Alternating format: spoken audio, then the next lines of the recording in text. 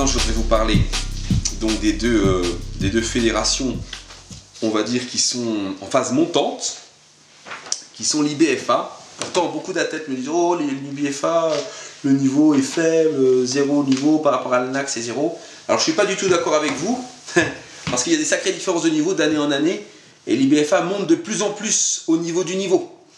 C'est impressionnant de voir à quel point justement le niveau est en train de monter. Ça veut dire qu'il y a eu effectivement un creux dans la vague, mais alors là, je suis impressionné de voir la montée du niveau, et il y a beaucoup d'athlètes par catégorie. Hein. En athlétique, on devait être 14 au moins, la dernière fois que je suis monté, donc en 2011, donc encore récemment. Donc ça fait beaucoup d'athlètes quand même par catégorie. En bikini, il y a de plus en plus de monde, en modèle, il y a de plus en plus de monde, et les niveaux montent de plus en plus. Donc en fait, les BFA, c'est pas du tout ce qu'on est en train de raconter actuellement. Je crois qu'au niveau de la France, on a un temps de retard.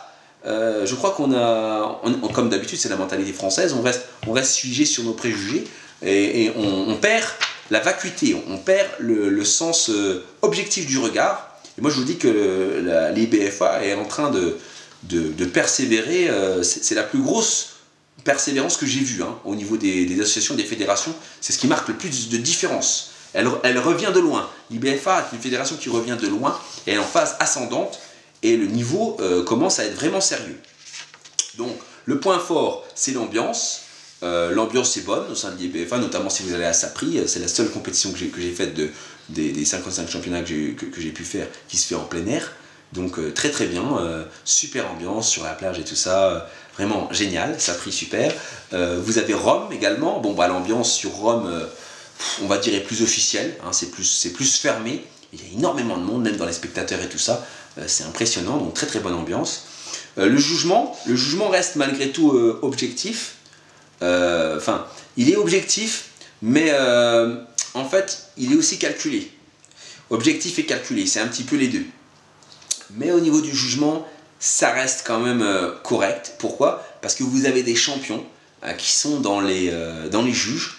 Et apparemment, je me suis rendu compte, surtout maintenant que je deviens, on va dire, officiel, que c'est pas si fréquent que ça d'avoir des athlètes dans les juges. Moi, je pensais que c'était normal d'avoir que des juges qui soient champions. Moi, ça me paraissait tout à fait normal. C'est un petit peu comme d'ouvrir une salle sans avoir mis les pieds une seule fois dans une salle de musculation. Ça, c'est des situations complètement aberrantes et des situations que je ne défendrai jamais de ma vie et que j'espère qu'il sera hors de question au sein de l'INBA France. C'est quelque chose que je refuse absolument. Le jugement, donc, qui est dans le point positif, l'ambiance qui reste positive, l'organisation c'est positif, c'est la compète au niveau d'organisation que je préfère, c'est la plus rapide de toutes, quel que soit le nombre d'athlètes, c'est la plus rapide, vous avez votre trophée directement, après le classement, après le jugement, vous avez tout de suite le trophée. Ça c'est top, vous n'attendez pas toute une journée pour avoir le résultat. Donc pour les photos, pour tout, c'est vraiment super, l'organisation c'est au top, c'est mon organisation préférée de toutes les fédérations que j'ai faites, c'est IBFA. Au niveau de la remise des récompenses, je viens d'en parler. Et sur les comparaisons, ils sont très très courts sur les comparaisons. Et ils n'hésitent pas à rappeler tous les athlètes et à comparer tous les athlètes en même temps ou à faire des comparaisons avec 2, voire 3, voire 4 personnes. C'est super au niveau des comparaisons. Alors le point négatif, toujours pareil, les frais de déplacement. Donc le président Biagio Filizola est super sympa. Mais le problème, c'est qu'il ne soutient pas du tout les athlètes. Vous n'avez rien. Bon. Vous avez, quand vous arrivez sur place, donc une fois que vous avez payé tous les frais de déplacement, vous avez l'hôtel. Mais c'est pas suffisant, c'est pas le plus cher. Le plus dur pour un athlète, c'est les déplacements, notamment par avion, c'est les frais de nourriture, c'est tout ça. Donc il n'y a pas suffisamment de soutien des athlètes qui veulent s'engager au sein de l'IBFA et c'est bien dommage, ce qui donne du mou et ce qui donc a tendance un petit peu à étouffer les équipes qui veulent se former. Donc ça c'est bien dommage, Biagio, que tu ne soutiennes pas davantage les athlètes. Au niveau de la promotion, c'est pas mal, mais au niveau du soutien, ça laisse encore à désirer. Le contrôle, donc oui, forcément, il n'y a pas de contrôle antidopage à l'IBFA, donc il n'y a pas de contrôle, mais en revanche, il y a un contrôle, on va dire, subjectif, parce qu'il y a des catégories de taille-poids qui font une espèce de contrôle, de retenue des trop grosses différences de niveau.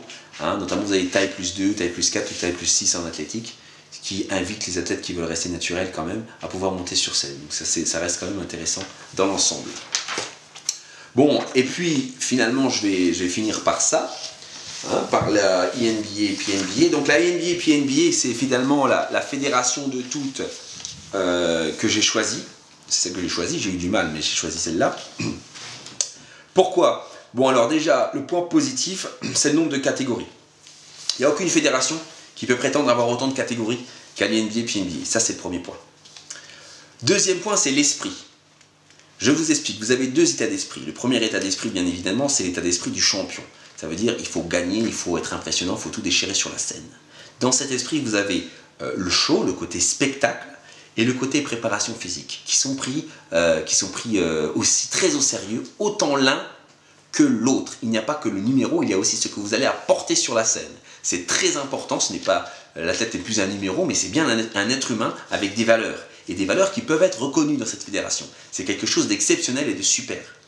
Et vous avez donc la reconnaissance notamment par le fait qu'il y a un grand brunch à la fin de toute la saison qui récompense aussi bien les athlètes que les juges, qui récompense l'ensemble des personnes qui se sont distinguées au sein de la fédération par rapport à leur prestation et à ce qu'ils ont apporté dans la fédération. Donc ça, c'est très important, cette notion de reconnaissance qui est très prise au sérieux à l'INBA et PNBA. Que si vous rentrez à l'INBA et PNBA, vous serez pris en compte à 100%. À 100%, vous serez pris en compte et on vous regardera, on vous écoutera, on vous analysera. Vous serez des êtres invités et humains. Et ça, c'est quelque chose qui fait vraiment défaut à toutes les autres fédérations que j'ai faites. Dans ce sens, vous avez les catégories kids, vous pouvez venir. Donc ça, c'est dans le côté esprit de famille. Donc vous avez l'esprit champion et l'esprit de famille. Vous avez les catégories kids, vous pouvez venir avec vos enfants. Vous avez le team challenge, vous venez en équipe, vous faites une équipe et vous concourez contre une autre équipe. Vous avez physically challenge, vous avez les catégories handisport, vous avez les catégories couple qui sont ouvertes, même s'il y a un seul couple. Il y a beaucoup de leçons à tirer de la INBA et PNBA à tous les niveaux. Niveau promotion, on va dire c'est encore un petit peu leur point faible par rapport à l'ensemble des prestations qu'ils donnent réellement quand vous y êtes. La promotion est en dessous de ce que vous allez avoir quand vous allez être sur place, contrairement par exemple à la WBFF ou au Musclemania. La promotion reste malheureusement en dessous, c'est pour ça que ce n'est pas une fédération qui est très connue et pourtant c'est celle que je mettrai en numéro 1. Le point négatif, c'est que Denis, la France attend ton soutien au niveau des frais de déplacement, parce que bien évidemment pour aller aux USA et pour aller en Australie et pour faire ces super voyages de rêve, c'est pas donné à tout le monde.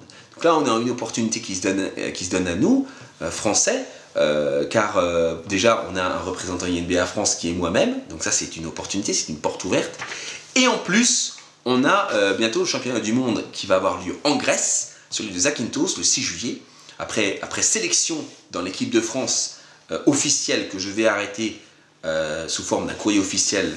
Donc les noms des athlètes qui vont être sélectionnés sera en main propre, sera dans la main de Denis Kekos qui va analyser tout ça pour réfléchir un petit peu au niveau des subventions et des aides éventuelles, sachant que cette fédération-là peut vous apporter une carte pro, peut vous donner un titre de Monsieur Univers naturel, peut vous donner un titre de Monsieur Olympia naturel, peut vous donner une étoile, peut vous faire parler aussi derrière un pupitre, devant des stars hollywoodiennes qui viennent, des prêtres qui ont fait 36 ou 40 églises en Afrique, enfin bon, devant du public de valeur et qui ont fait quelque chose quelque part. Là, on quitte un petit peu le monde des illusions à l'INBA et on rejoint un petit peu le monde du concret. C'est franchement celle que je mets franchement numéro 1. En point négatif, je n'ai pas vu d'autres points négatifs. Pourquoi? Parce que c'est également la fédération où j'ai vu le plus grand nombre de contrôles jamais pratiqués. Au championnat du monde où j'ai gagné, tous les athlètes ont été contrôlés. Tous les athlètes. Et moi, j'ai été contrôlé 2 fois dans la même compétition. Le vainqueur toute catégorie est recontrôlé. Et là, quand vous êtes contrôlé positif, vous êtes affiché sur le mur de la honte, le produit est affiché avec, et vous perdez votre titre, et vous êtes déclassé. Donc ça, c'est déjà un premier pas vers la reconnaissance des athlètes qui sont effectivement négatifs. C'est un premier pas, mais il n'y a toujours pas cette reconnaissance et cet affichage de tous les athlètes qui sont négatifs. Voilà, je vous remercie bien.